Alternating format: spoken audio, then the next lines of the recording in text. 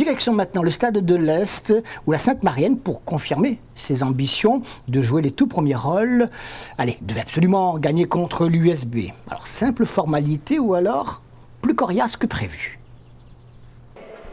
Eh bien, on va le dire tout de suite, ça n'a pas été si simple que cela. C'est vrai que vous le verrez sur toutes les images que l'on va vous proposer.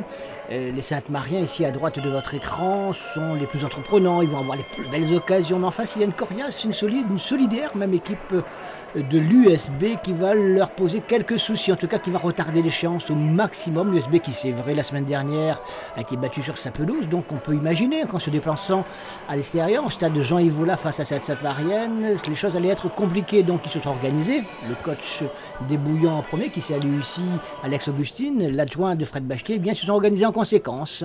Et puis les Sainte-Mariens seront les plus entreprenants, je vous le disais, c'est fort logique, avec par exemple cette passe en profondeur pour une première frappe, un peu ratée tout de même, c'est vrai qu'il était gêné par le retour du défenseur de l'USB.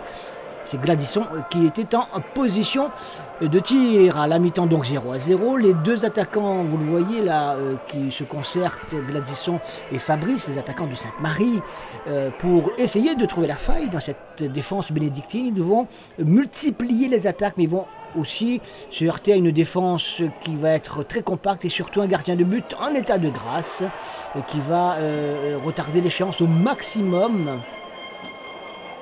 Le gardien bénédictin, très sollicité, va se montrer tout à son avantage pendant pratiquement les 75-80% du match. Vous le voyez encore, c'est du pied qu'il parvient à repousser le danger. Cette fois, c'est Gladysson qui est sur le côté droit pour une passe en retrait. Pour cette frappe qui est captée à nouveau par le gardien bénédictin. Décidément, on se dit comment trouver la faille au sein de cette défense et comment tromper la vigilance de ce gardien qui se montre tout à son avantage. On retrouve ces Sainte-Mariens à l'attaque avec un petit peu de cafouillage, mais là encore une fois d'une claquette, il détourne cette balle. C'était Fabrice qui était à la frappe. Alors Fabrice et Gladysson sont les deux plus remuants attaquants de l'équipe Sainte-Marienne. Fred Bachelier ne se décourage pas, il sait que la solution va peut-être intervenir à un moment ou un autre. Il reste encore suffisamment de minutes pour de jouer cette rencontre avec ce corner de la tête. C'est Gladysson qui saute plus haut que tout le monde, mais ça ne suffit pas. Le ballon passant à côté de la cage bénédictine. Finalement, les Sainte-Mariens, à la suite de cette frappe de jeu et d'amour, bénéficient d'un corner qui ne donnera rien. Encore une fois, vous l'avez compris, un corner concédé par le gardien bénédictin. Et là, c'est donc une attaque développée sur le côté droit. Une infiltration de aïe aïe même, puisqu'il bénéficie d'un penalty à la 78e minute du match. Aya, on va bien l'appeler comme il le faut, offre un penalty à Fabrice, l'une des recrues sainte-mariennes qui ouvre enfin le score à 10 minutes de la fin de cette rencontre. Il était temps, la Sainte-Marienne est soulagée, l'USB pourtant tente encore sa chance pour trouver l'égalisation de son capitaine Christopher Ferrer. Et finalement, eh bien, les Sainte-Mariens vont marquer un deuxième but. Gladysson, qui a été très actif, va tout seul prendre le dessus sur la défense et frapper fort en force face au gardien qui ne peut rien à ce moment-là. 2-0, ce sera le score final. Sainte-Marie démarre enfin son championnat, en tout cas gagne ses 4 premiers points de la victoire. Logique, méritée. L'USB a été courageuse, mais ça ne suffit pas toujours. Il faudra encore travailler. On écoute les réactions. Une victoire de la Sainte-Marienne assez laborieuse. Oui, c'était un peu difficile, c'est vrai, il faisait chaud aussi. Bon, les joueurs, dimanche après-midi, à 16h, bon, c'est pas un truc, mais bon, sous l'ensemble, je pense qu'on méritait de gagner le match. On a loupé beaucoup d'occasions, et en deuxième mi-temps, on a quand même mieux joué, mieux géré le match. Le changement tactique opéré par Fred à la mi-temps a porté ses fruits, oui, apparemment. Je pense que le changement c'était plus rapide parce que bon, Yaya assez rapide sur le côté. Après le petit tuyau peint sur le côté, on a amené une fraîcheur de rapidité sur les côtés.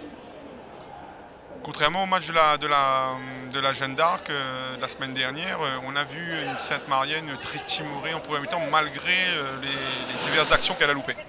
Oui, mais effectivement, c'est début de saison, les joueurs on recherche encore les repères. On a des bons joueurs, mais maintenant après, c'est vrai cette année, bon, je pense qu'on a un petit peu la pression de gagner quelque chose, donc les joueurs sont un petit peu encore. Mais bon, après ils vont se relâcher, je pense. Hein. Le coach il fait bien son boulot. ça travaille bien, les dirigeants pareil. Je pense après ça va venir, il faut faire un petit bilan au bout de 5 matchs. Moi je pense que les joueurs pour l'instant, ils commencent à se lâcher un peu, ils se sont lâchés aujourd'hui et après ça va aller. Et on était bien en place, on avait comme le reste de la saison préparé ce match très correctement en sachant qu'il fallait être très solidaire défensivement pour essayer de les faire déjouer et leur empêcher de leur donner l'espace.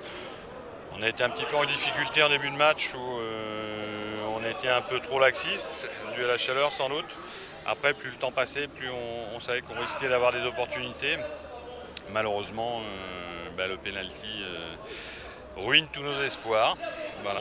On avait espoir de gêner Sainte-Marie, pas simplement en défendant, mais aussi en leur posant des problèmes sur certains coups offensifs. On n'a pas pu le concrétiser, mais on va continuer, comme à chaque match, à se battre et à montrer que la pérennité sportive qu'on se doit d'assurer va être assurée par un effectif et des joueurs très concernés et qui ont beaucoup d'envie.